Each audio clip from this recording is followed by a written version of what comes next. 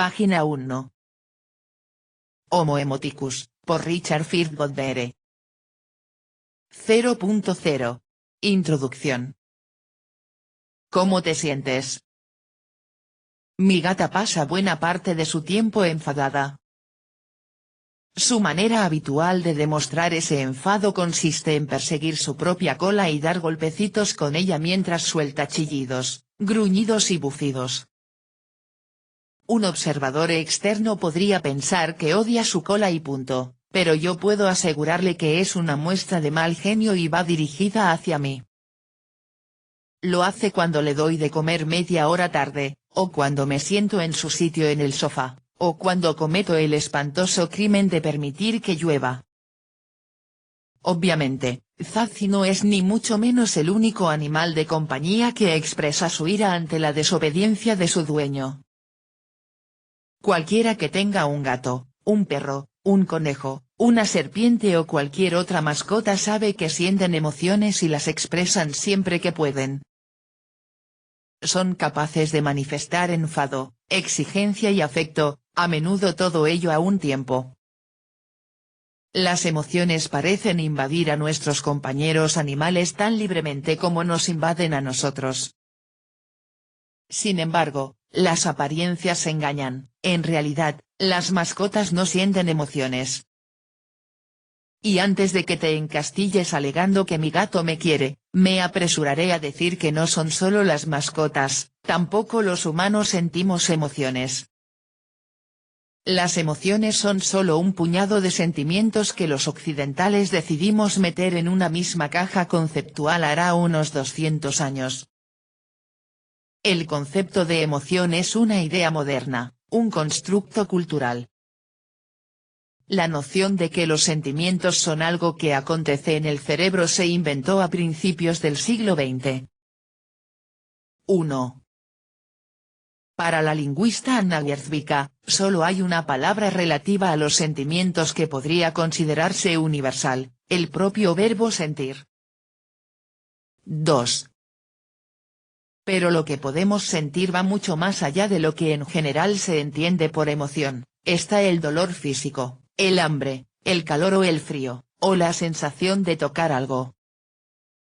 En la cultura occidental se han utilizado diferentes términos en distintos momentos de la historia para describir determinados tipos de sentimientos. Así, tradicionalmente se ha hablado de temperamentos, la forma en que los sentimientos de las personas las hacen comportarse, de pasiones, sentimientos que experimenta en un principio el cuerpo, pero afectan al alma, o de sentires, los sentimientos que uno alberga cuando, por ejemplo, ve algo hermoso o a alguien actuando de manera inmoral. Hoy hemos dejado atrás la mayoría de estos conceptos históricos y los hemos reemplazado por un único término general que describe un determinado tipo de sentimiento procesado en el cerebro, emoción. El problema es que resulta difícil precisar qué tipos de sentimientos son o no emociones. Hay casi tantos modos de definir las emociones como personas que se dedican a estudiarlas. Algunas incluyen el hambre y el dolor físico, otras no. Tampoco es que el concepto de emociones resulte acertado y la noción de pasiones desacertada, es simplemente que el concepto de emoción constituye una caja conceptual más novedosa, una caja, cabría añadir, cuyos bordes resultan algo difusos. La cuestión, entonces, es la siguiente: si en verdad la emoción es tan solo un vago constructo moderno, ¿por dónde empezar a la hora de escribir un libro sobre ella? 1. ¿Qué es la emoción? El mayor problema a la hora de intentar responder a la pregunta, ¿qué es la emoción?, reside en el hecho de que plantearse algo así es un poco como intentar responder a la pregunta, ¿qué es el azul? Podrían señalarse algunos datos científicos sobre la refracción de la luz y las longitudes de onda, pero el hecho es que azul significa muchas cosas diversas para muchas personas distintas. Algunas culturas, como la tribu Imba de Namibia, no reconocen el azul como un color en sí mismo.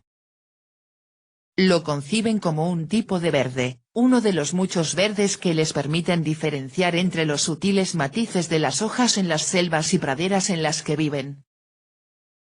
Para ellos, saber diferenciar una inocua hoja verde azulada de venenosa hoja verde amarillenta podría significar la diferencia entre la vida y la muerte.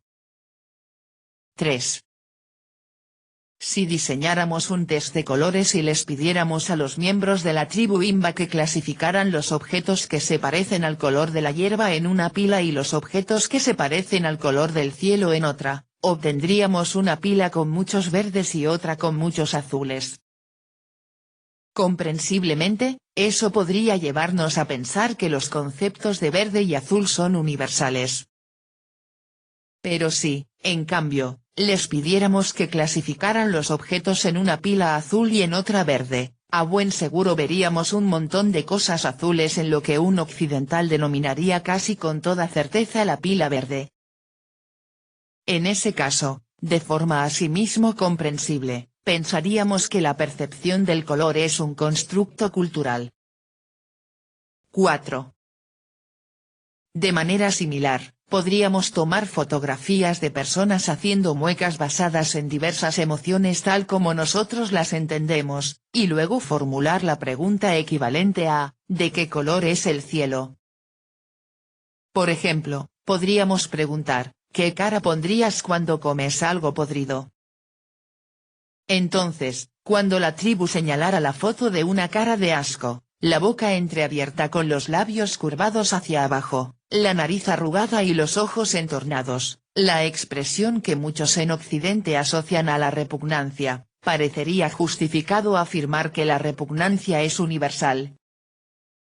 O bien, podríamos tomar fotografías de una serie de expresiones faciales y pedirle a un grupo de personas que las clasificaran en una pila de repugnancia y una pila de enfados.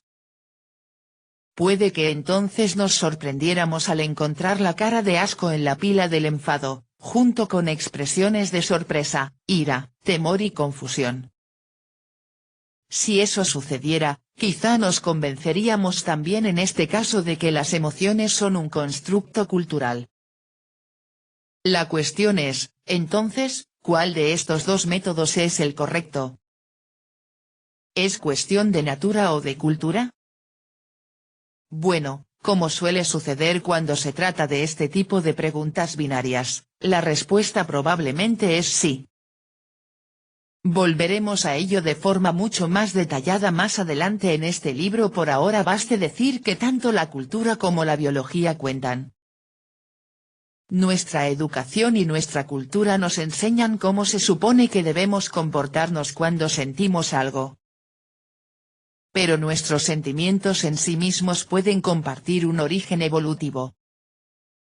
De la misma manera que la concepción del color verde de los imbas difiere de la mía, así también el contexto, el idioma y otros factores culturales desempeñan un papel en la forma en que cada ser humano concibe las emociones.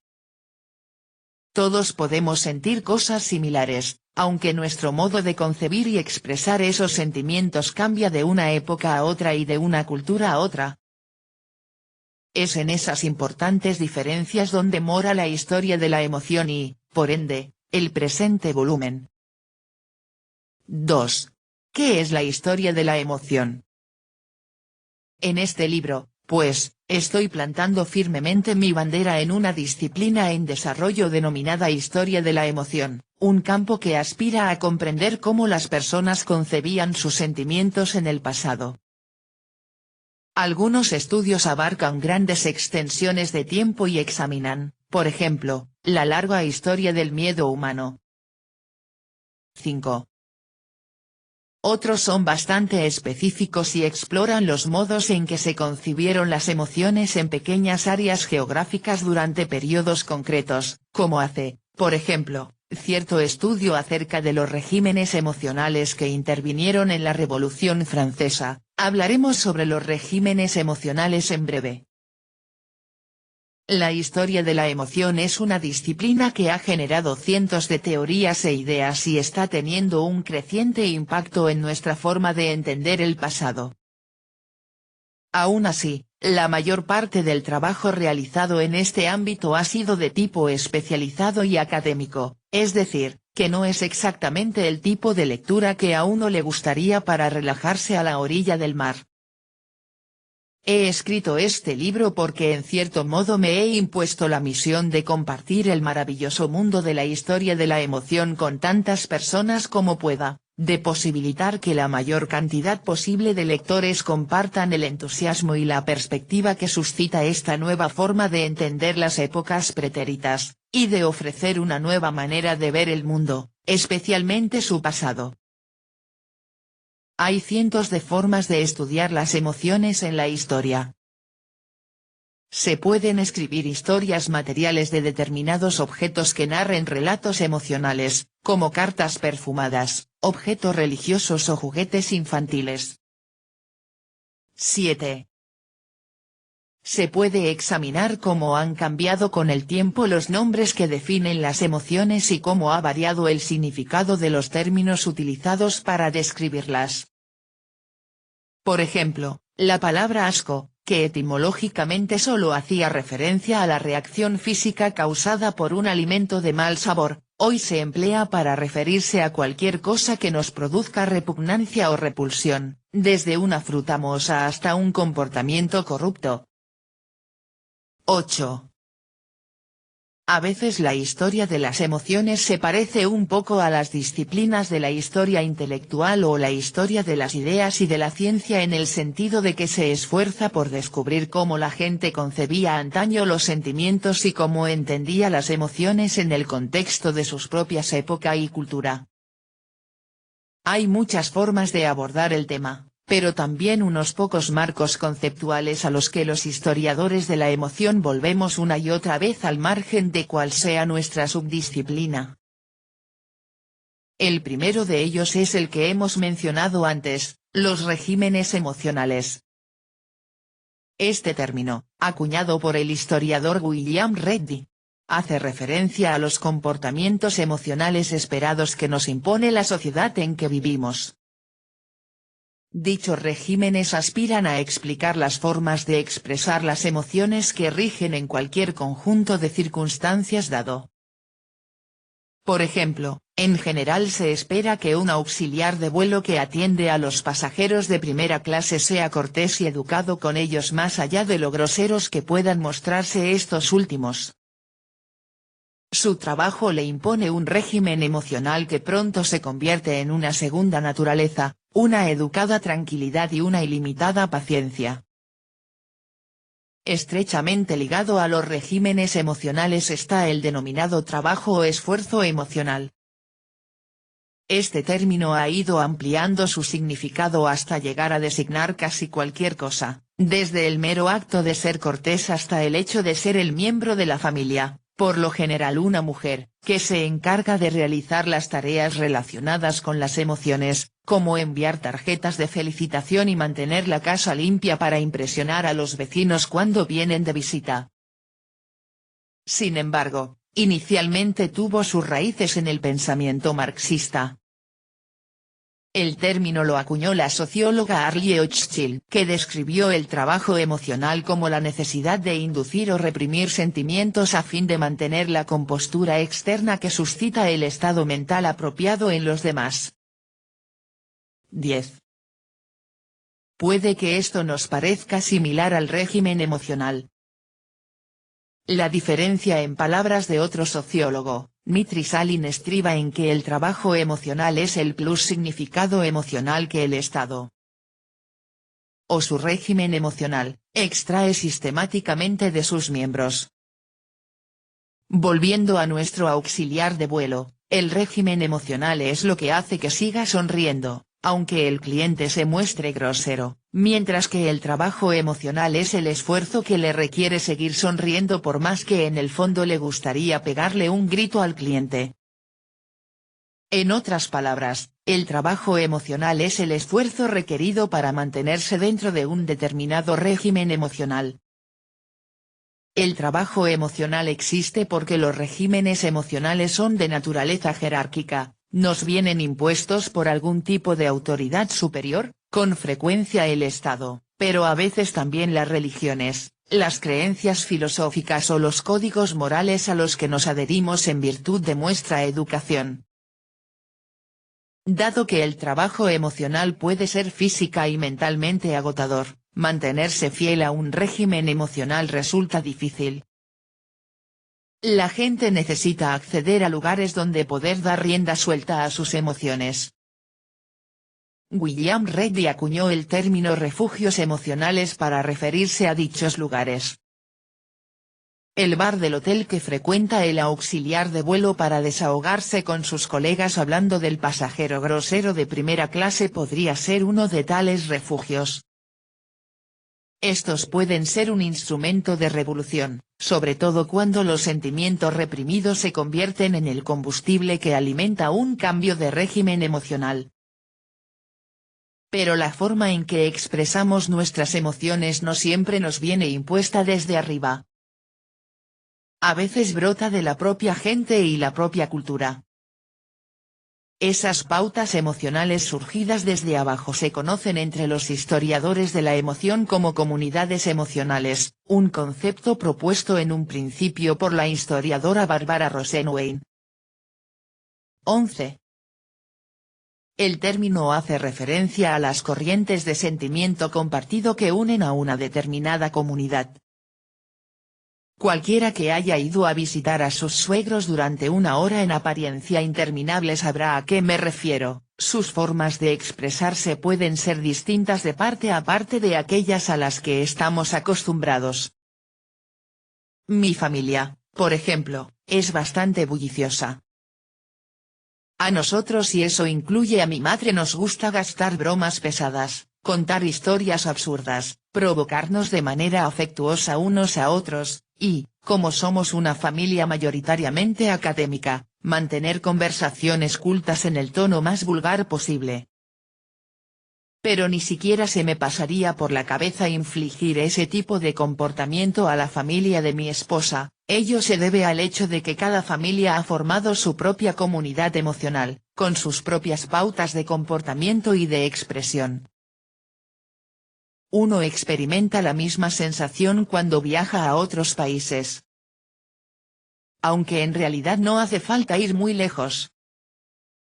Yo resido en el Reino Unido, y puedo decir que he asistido a conciertos en la ciudad inglesa de Barnsley donde el público ha permanecido impasible e inmóvil durante toda la actuación, pero una vez finalizada la música había un grupo de personas haciendo cola para saludar a los miembros de la banda, invitarles a cerveza y decirles lo geniales que les parecían.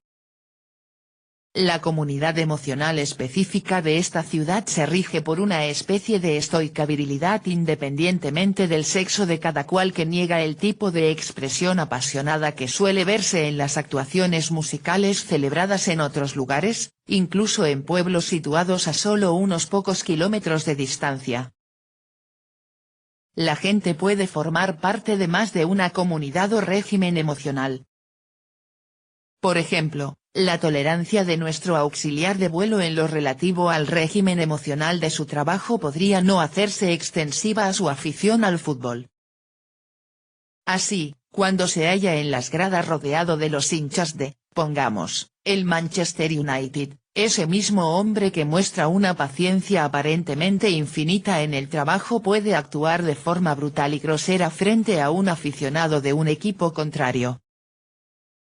Mientras está viendo el partido en el estadio, vive en una comunidad emocional en la que no está sujeto al régimen emocional que gobierna su conducta en el trabajo. Es libre de expresar sus emociones como dicha comunidad considere oportuna. Esto me lleva a otro elemento central del presente volumen. A lo largo de la historia, ciertas emociones intensas han actuado como motor de cambio. En numerosas ocasiones, el deseo, la repugnancia, el amor, el miedo y ciertas veces la ira parecen apoderarse de las culturas, llevando a la gente a hacer cosas que pueden cambiarlo todo. Aquí exploraremos cómo esas emociones, y las concepciones cambiantes que las personas tienen de ellas, han contribuido a modelar el mundo. Y de paso veremos cómo el modo en que la gente experimentaba antaño el deseo, la repugnancia, el amor, el miedo y la ira difiere del modo en que experimentamos hoy esas mismas emociones. Lo que sigue es un extenso recorrido por las diversas maneras en que las personas han concebido sus sentimientos a través de los siglos, un recorrido que ilustrará cómo los sentimientos han cambiado el mundo de formas cuyos ecos resuenan aún hoy. En este viaje abarcaremos desde la antigua Grecia hasta la inteligencia artificial, desde la costa de Gambia hasta las islas de Japón, pasando por el poderío del Imperio Otomano y el nacimiento de Estados Unidos. Incluso le echaremos un vistazo al futuro. La historia nos muestra que las emociones son poderosas que han forjado el mundo en la misma medida en que haya podido hacerlo cualquier tecnología, movimiento político e intelectual. Fueron ellas las que sentaron las bases de las religiones, las indagaciones filosóficas y la búsqueda del conocimiento y de la riqueza. Sin embargo, también pueden ser una fuerza oscura, capaz de destruir mundos a través de la guerra, la codicia y la desconfianza. En cada uno de los capítulos siguientes nos centraremos en un momento y lugar concretos, pero en conjunto todos ellos hilvanan un relato que explica cómo las emociones han modelado el mundo en el que hoy vivimos con toda su complejidad, maravilla y diversidad. Espero que al llegar al final coincidas conmigo y nunca más vuelvas a concebir las emociones de la misma manera. Página 12.